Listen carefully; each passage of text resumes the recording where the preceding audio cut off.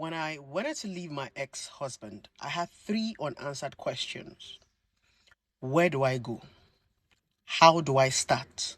What will they say?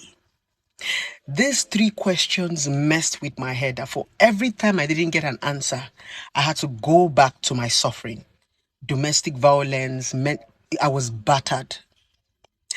Each time I think of that, there is nowhere for me to go. I will go back to the marriage and go and be suffering and managing. I didn't even know where to start. And what would people even say? I battled these three questions for over 6 months. Those were my greatest fears. Until one day, I woke up and I asked myself, where do I go? I replied to myself, nowhere. How do I start? Anywhere. What will they say? I don't care. At that point, I became fearless. Why was I fearless? Because I've seen pain. What other pain can life give to me than the pain in this marriage that I cannot even fight? At that point of my life, I didn't just want to sit down and die. I wanted to survive. I wanted to at least struggle. I wanted to at least punch. I wanted to at least try.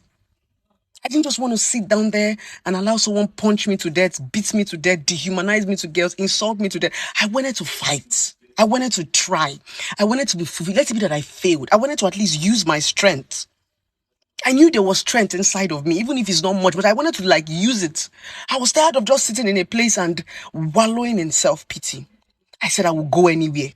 I will start from anywhere. And I don't care what they say. That was when I became powerful.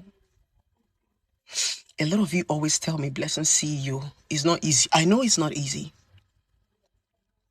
Letting go is the most difficult thing, especially when you've given it your time, your life, your energy, your resources. I know. But life has so much to offer. Like I said, I wanted to survive. The question is, do you want to survive?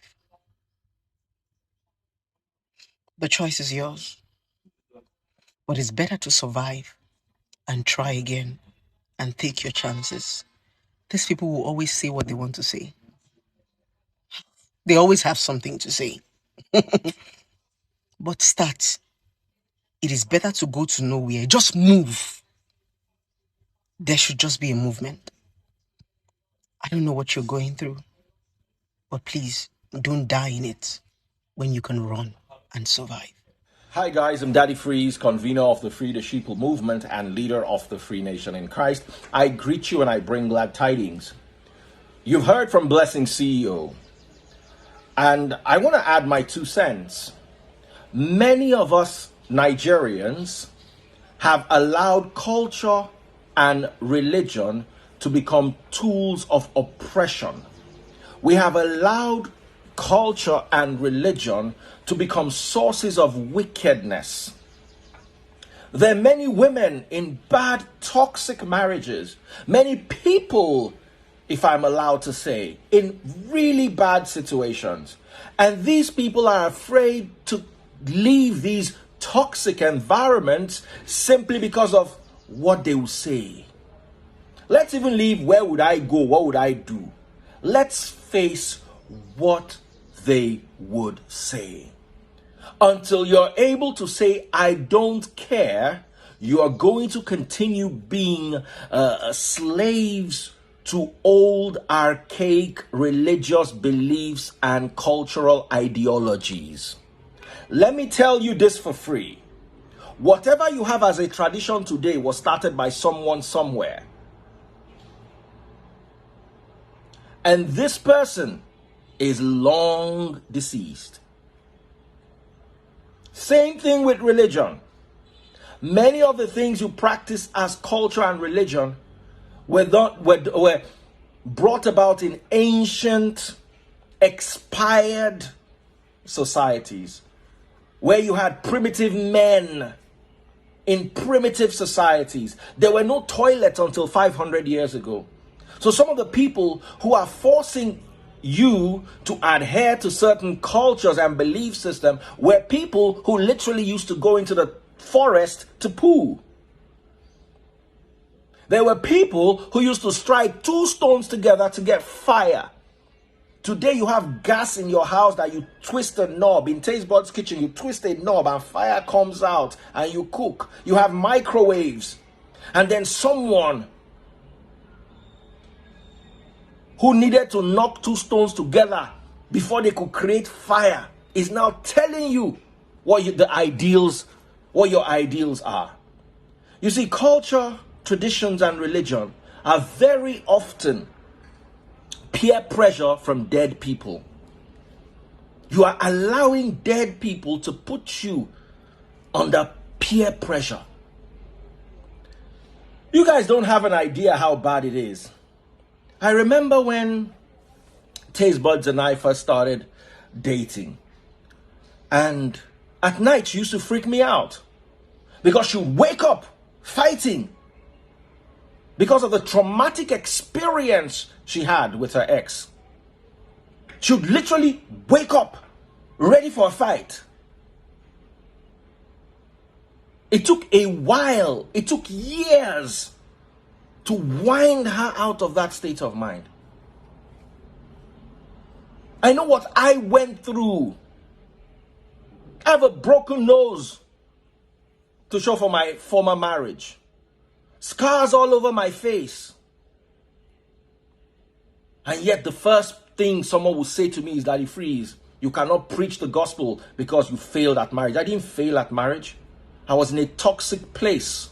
Nobody fails a toxic place. You get out of a toxic place. I passed. If I continued staying in that marriage, then I would have failed. But I got up and I left toxicity.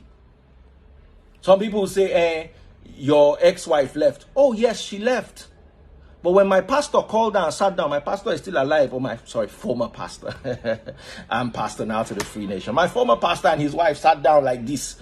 They said, do I want to go back to the marriage? I said, no. They asked her, does she want to go back to the marriage? She said, yes. The two pastors are still alive today. They can bear me witness to this. I never wanted to go back. Why do I go back to toxicity? Why do I go back to sadness and quarreling and strife? Why do I go back to a low self-esteem? Why do I go back to where my purpose was covered? Somebody said to me, you have no right to preach the gospel. I corrected them. John chapter 4, the woman, the Samaritan woman at the well, she brought a whole city to Christ. She went and preached the gospel to Christ, and Christ called her the harvester, who brings the people to him. And he said her rewards are many. You didn't see that because your pastors have blinded you. Now guess what? She had been through 5 marriages and was living with the 6th person who wasn't her husband. I've only been through 1 failed marriage. And you're already judging me that I can't preach. Meanwhile, somebody who has been through 5 is preaching the gospel and Christ is behind her saying, go ahead. You are allowing, you see, sometimes people say, yes, culture and religion are great influences. My problem is not even the culture and religion. My problem is when the culture and religion are false. My problem is when the culture and religion are not based on truth. There's nowhere scripturally where you cannot divorce a spouse, especially if they've been unfaithful. Matthew chapter 19 verse 9. Christ clearly gives that clause. If there's infidelity, you have the right to divorce and remarry. A lot of people say, when you divorce, you can't remarry. It's the lies they've taught you, the same lies they taught your parents. That's why they stayed in toxicity and raised you in toxicity. So you think toxicity is okay. Let me tell you the truth. Christ was asked, if you read Matthew chapter 19, a question was put to him by the teachers of the law. They said, so why did Moses allow us to write a letter of divorce and tell our wives to go? Where did Moses allow this? You need to read the book of Deuteronomy chapter 24 from verse 1, where Moses clearly said, if you are unsatisfied with your wife for whatever reason, sign a bill of divorce, give it to her, and she can go and remarry anybody else. So Christ didn't have a problem with remarriage. He had a problem with divorce. And because people were letting their wives go for just any reason at all. Oh, she has some new stretch marks I don't want. Oh, I found a young girl who's 18 and more curvy. Oh, she's got a tummy now and Christian mother arms and she's flabby. Oh, she's added weight.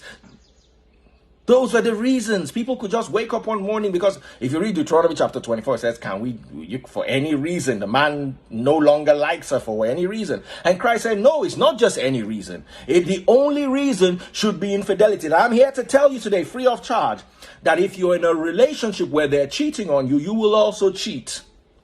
It's just a matter of time. If you're in a relationship where they're beating you, you would cheat. Because you would run into the arms, I beg your pardon, of somebody else, and the tendency to cheat will be there and glaring. So why stay in a bad place? Why let people bully you into falsehood? If you are listening to my voice right now and you're stuck in a bad marriage, you need to get yourself together and leave. Do yourself and your children a favor. Don't live in toxicity and don't raise your children in toxicity. Take care. God bless. I'm Daddy Freeze and I love you all.